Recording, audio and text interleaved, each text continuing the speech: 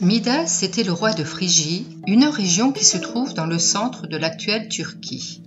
Un jour qu'il se trouvait dans son jardin, il tomba nez à nez avec Silène qui s'était égarée après une nuit de beuverie.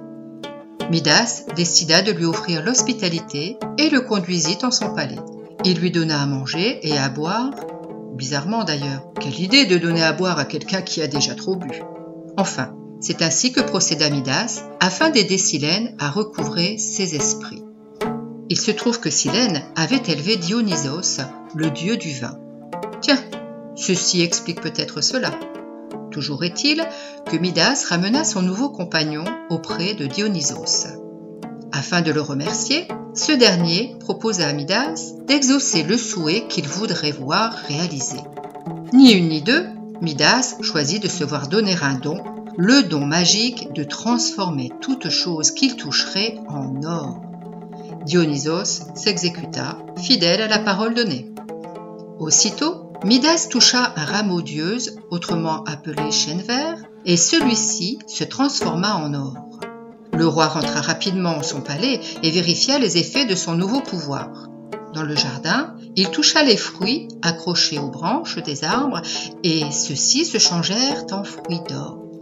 Il toucha des fleurs et le même prodige se réalisa. Il se pencha et effleura des morceaux de terre et des cailloux et ils se transformèrent en grosses pépites d'or. Midas décida de parcourir son royaume d'est en ouest, du nord au sud, pour en transformer chaque parcelle en or et pour cela, il se rendit dans les écuries afin de se hisser sur son cheval. Mais voilà, comme tout ce qu'il touchait se transformait en or, eh bien, son cheval préféré se figea et devint une statue d'or. Avec tous ces événements, Midas avait grand soif et grande faim. Alors qu'il passait la porte d'entrée de son château, ses vêtements touchèrent les piliers et ils se changèrent instantanément en or. Il appela ses serviteurs et leur demanda à boire et son dîner. Lorsqu'il voulut prendre le riz avec ses doigts, celui-ci, comme le reste, devint des grains d'or. Et lorsqu'il voulut se désaltérer, l'eau changée en or était imbuvable.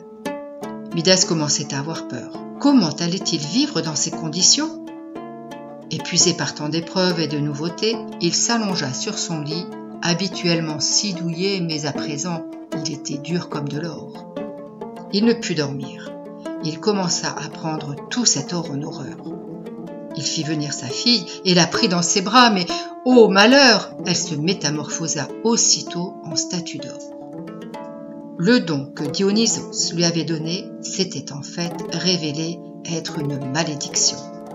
Il courut chez Dionysos pour lui demander de lui ôter ce pouvoir. Dionysos lui dit de se rendre à la source du fleuve Pactole en Lydie. S'il se lavait dans ses eaux, il perdrait son don. Après un long voyage, semé d'embûches, Midas arriva enfin à destination. Il trouva la source et s'y plongea précipitamment. Depuis ce moment, le lit de la rivière Pactole est tapissé de poussière d'or et Midas a perdu son don. Lui qui avait toujours aimé l'or avait cru qu'il serait plus heureux en étant encore plus riche et c'est ce qui fit son malheur.